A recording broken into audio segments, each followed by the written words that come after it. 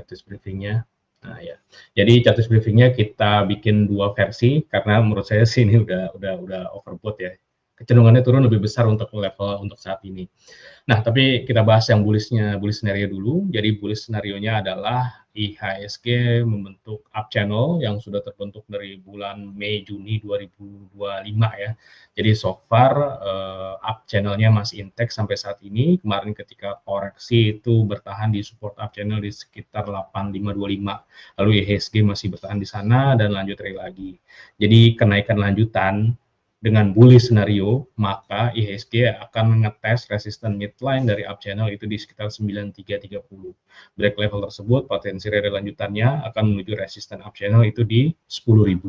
Jadi karena IHSG sekarang udah di 9.000, jadi 10.000 itu gampang gitu ya. Jadi cuma 900 poin doang, 10.000 itu. Kesannya 10.000 itu gede banget, tapi kalau lihat dari chart ini sih kemungkinan bisa, walaupun ini bullish scenario ya. Nanti kita lihat yang bearish scenario-nya.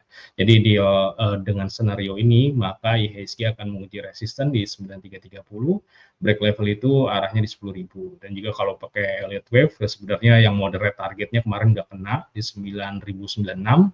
Ya, selanjutnya tinggal yang agresifnya. Agresifnya itu targetnya di sekitar 9448 untuk IHSG-nya. Ini kira-kira bullish scenario-nya. Sementara bearish scenario-nya, dan menurut saya ini yang paling lebih mungkin ya, lebih kemungkinan terjadi untuk saat ini. Saat ini IHSG sudah kena target rounding bottom, jadi kalau misalnya my friend nonton Tiger Insight setiap hari Selasa ya, terutama, pasti udah tahu itu chartnya rounding bottom, potensinya itu arahnya di 9.035.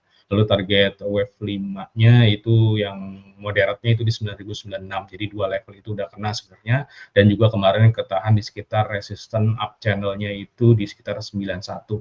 Jadi di level-level itu IHSG akan ada potensi untuk jadi peak dan ada potensi untuk reversal. RSI-nya juga udah overbought saat ini.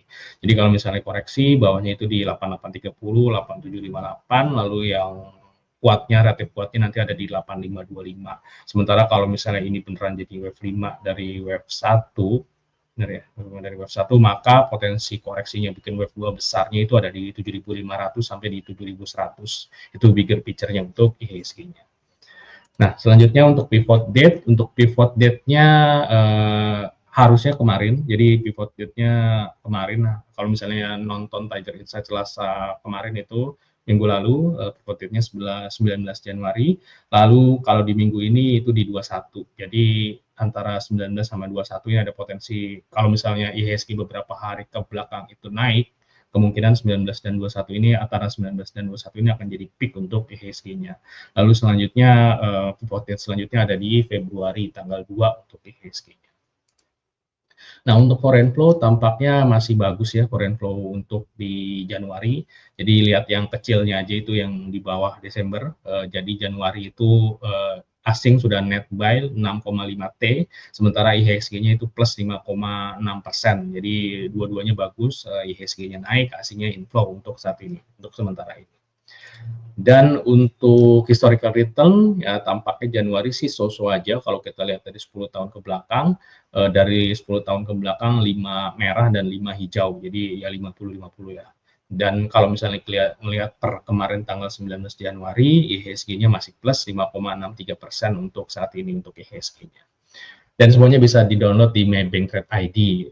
Silahkan download sendiri, masih banyak belakangnya sebenarnya. Dan kita lanjutkan ke technical pointer, silakan ditampilkan Bapak Fajar.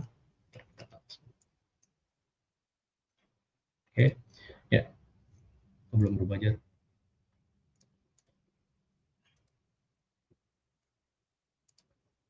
Ya, untuk technical pointernya, sorry. Nah, jadi untuk technical pointernya hari ini kita menunya ada di auto, SMP, dan WIM ya untuk saham-sahamnya. Langsung aja nih IHSG-nya kita skip tadi udah. Yang pertama di auto kemarin ketika koreksi itu ketahan di support up channel, sorry saya gedein dulu. Ya ketahan di support uptrend jangka pendeknya di 2.700 dan juga support Fibo 50%-nya di 2.700. Jadi bertahan di level itu, auto akan kembali menguji resisten di 2830, di mana 2830 break baru akan potensi lanjut trade lagi, potensinya kelas high di 2940, lalu target cut handle-nya di 3110. Resistennya itu di 29, 3050, sementara supportnya ada di 2640 sampai di 2550. Lalu selanjutnya ada di SCMP. SCMP kemarin rebound, jadi bagusnya SCMP itu ketika koreksi ketahan di support EMA 200 hari di 555, lalu ketika kemarin koreksi juga ketahan di support Fibo 50% di 580. Jadi penentuannya nanti ada di 610, break di 610 baru ada potensi untuk lanjut trade lagi, arahnya ke 680 target capit handle. Sementara resistennya di 620, 655, supportnya di 565 dan 545. Lalu yang terakhir ada di Wismilak. Wismilak kemarin juga menguat 5%-an, kayaknya consumer lagi bagus kemarin. Jadi koreksinya itu ketahan di support yang tadinya jadi resisten itu di 1.600, nanti konfirmasinya ada di 19, 1930. Break level itu baru ada potensi lanjut trade lagi, arahnya di 24 sampai di 2630. Sementara resistennya ada di 1895 dan 1985. Lalu supportnya di 1715 dan 1660. Dan kemarin itu hari ini tanggal 20 yang baru itu ada di Salim SMP dan WIM, sementara kemarin itu di tanggal 19 kita banyak take profit ya. Dari 8 itu 7 take profit dan 7 take profit dan 1 expired.